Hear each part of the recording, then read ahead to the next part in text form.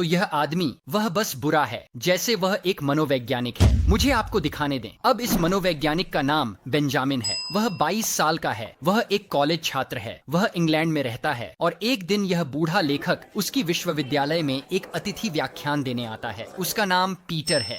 Peter 66 साल का है। पीटर के बारे में एक बात यह है, पीटर समलैंगिक है। वह गहराई से धार्मिक भी है और वह अविवाहित है और अत्यधिक अकेला है। और पीटर उस उम्र में पहुंच रहा है जहां वह अकेले मरने से डरता है और उसे साथी की आवश्यकता है। वह चाहता है कि कोई उसके जीवन को साझा करे। तो बेंजामिन वह पीटर की व्याख्यान देखता है और वह उससे दोस्ती करता है और वे साथ समय बिताते हैं। और बेंजामिन हर दिन उसके घर जाने लगता है और वे वास्तव में एक दूसरे के साथ अच्छा समय बिता रहे हैं। और भले ही वह उससे काफी छोटा है, पीटर सोचता है कि बेंजामिन बहुत अच्छा है और ये दोनों डेटिंग करना शुरू करते हैं। और बहुत जल्दी बेंजामिन पीटर के साथ उसके घर में रहने लगता है और सब कुछ ठीक चल रहा है। और बाद में बेंजामिन पीटर से शादी के लिए भी प्रस्ताव देता है और उनकी एक सगाई समारोह होती है, जिसे मैं समझता हूँ कि यह एक सगाई समारोह की तरह है। मुझे लगता है कि यह एक धार्मिक चीज की तरह है, लेकिन एक सगाई समारोह होना दिखाता है कि पीटर इस रिश्ते के प्रति वास्तव में प्रतिबद्ध है। और वह ऐसा क्यों नहीं होगा? उसने आखिरकार किसी को पाया जो उसकी परवाह करता है। मेरा मतलब है, वह पहले बहुत अकेला था और अब उसके पास अपना जीवन बिताने के लिए कोई है। यहाँ उनके दोनों का एक असली फोटो है और यहाँ एक और फोटो है।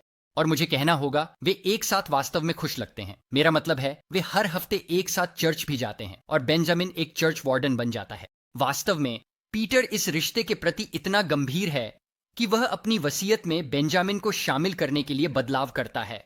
हालांकि यहां कहानी अंधेरी हो जाती है।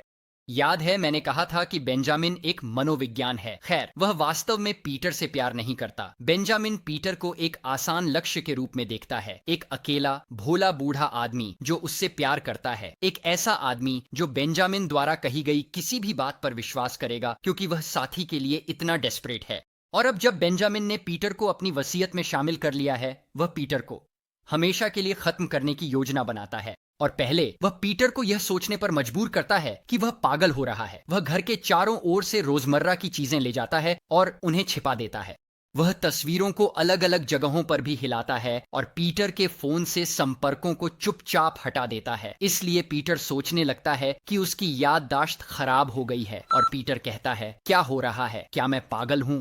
फिर बेंजामिन ऑनलाइन जाता है और वह कई प्रकार के ह्वानजुएजनक और सिडेटिव्स का ऑर्डर करता है। और वह कई अलग अलग जगहों से प्रिस्क्रिप्शन दवाइयां लेता है और चुपचाप उन्हें पीटर के खाने में डालना शुरू कर देता है। वह उसे हर दिन नशा करता है। और गरीब पीटर, उसे नहीं पता कि यह सब चल रहा है। उसे बस ये पता है कि वह हाल ही में अपने जैसा महसूस नहीं कर रहा है।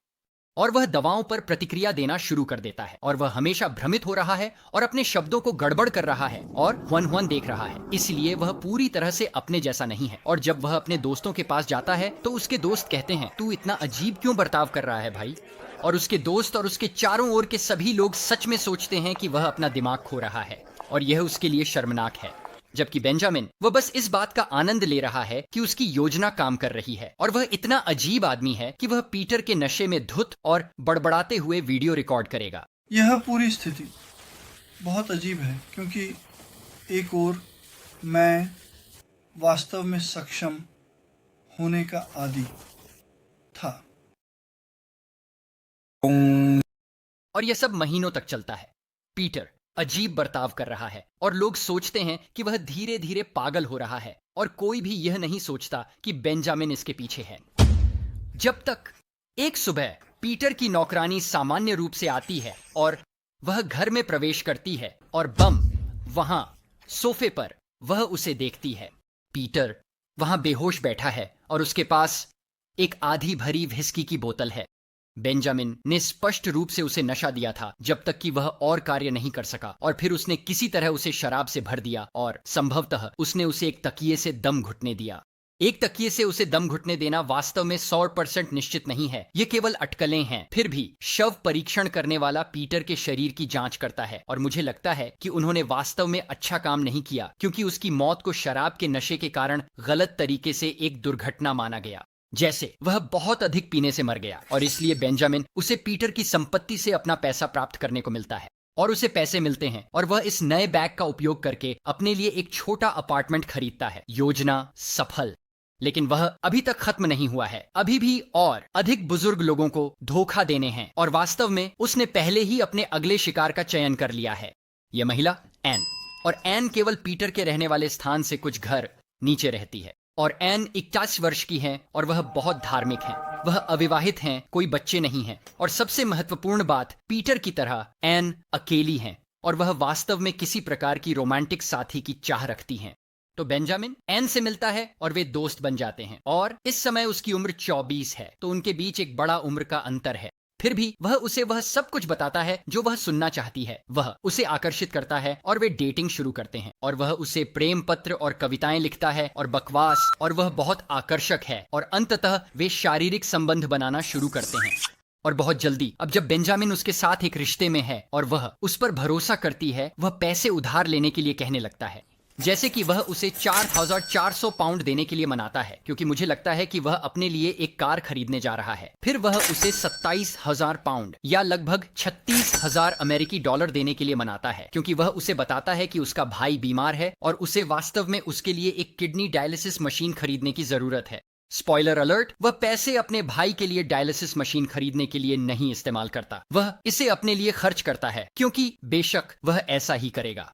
अब क्योंकि एन बहुत धार्मिक है, बेंजामिन इसका फायदा उठाने लगता है और वह उसके बाथरूम के शीशे पर उसे खोजने के लिए गुप्त रूप से संदेश लिखना शुरू करता है। जैसे यहाँ एक असली फोटो है जो उसने उन संदेशों में से एक लिखने के बाद शीशे की ली। और वह एन से कहता है कि उसने उन्हें नहीं लिखा। वह उसे बताता है कि ये शीशे के संदेश उसके भगवान की ओर से संदेश होने चाहिए, और वह उसे विश्वास करती है। और ये संदेश जो वह लिखता है, वे कई अलग अलग बातें कहेंगे, लेकिन सबसे महत्वपूर्ण बात, उनमें से कुछ एन को अपने वसीयत में अपना घर बेंजामिन को छोड़ने के लिए कहते हैं। और मुझे लगता है कि यह काम करता है, क्योंकि अंततः एन अपनी वसीयत में उसे शामिल करती है। और अगर यह काफी पागलपन नहीं है, तो एक दिन अचानक बम एन को द्वारा पड़ता है और उसे अस्पताल ले जाया जाता है। और जबकि वह अस्पताल में है, एन की भतीजी उससे मिलने आती है। और जबकि वह अस्पताल के बिस्तर पर लेटी है, शायद दर्द की दवाओं के प्रभाव में, वह भतीजी को अपने नए प्रेमी 24 वर्षीय युवक बेंजामिन के बारे में सब बताती है। और वह बहुत अच्छा है। और साथ ही वह उसे बताती है कि उसका भगवान किसी तरह उसके बाथरूम के शीशे पर संदेश लिख रहा है। और निश्चित रूप से उसकी भतीजी कहती है, अरे ये क्या बकवास है। तो भतीजी ये सब पुलिस को रिपोर्ट करती है और बहुत जल्दी वे बेंजामिन की जांच शुरू करते हैं। और इस जांच के दौरान पुलिस पीटर की मौत के बारे में जानती है और कि बेंजामिन पीटर को डेट करता था और वह उसकी वसीयत में शामिल हो गया था। और पुलिस को संदेह होता है और वे सोचने लगते हैं कि शायद बेंजामिन ने पीटर की हत्या में कोई भूमिका निभाई। तो उसके निधन के 19 महीने बाद वे पीटर के शव को निकालते हैं और उनका एक दूसरा अधिक विस्तृत शव परीक्षण करते हैं। और इस बार वे पाते हैं कि पीटर के शरीर में सेडेटिव्स थे, जबकि उसके शरीर में बहुत अधिक शराब नहीं थी, और कि उसे एक तकिए से दम घुटने दिया गया हो सकता है। तो फिर कैसे पुलिस बेंजामिन को गिरफ्तार करती है? यहाँ उसकी गिरफ्तारी की तस्वीर है और अदालत उसे पीटर की हत्या का दोषी ठहराती है और उसे कम से कम 36 साल की जेल की सजा मिलती है। अच्छा,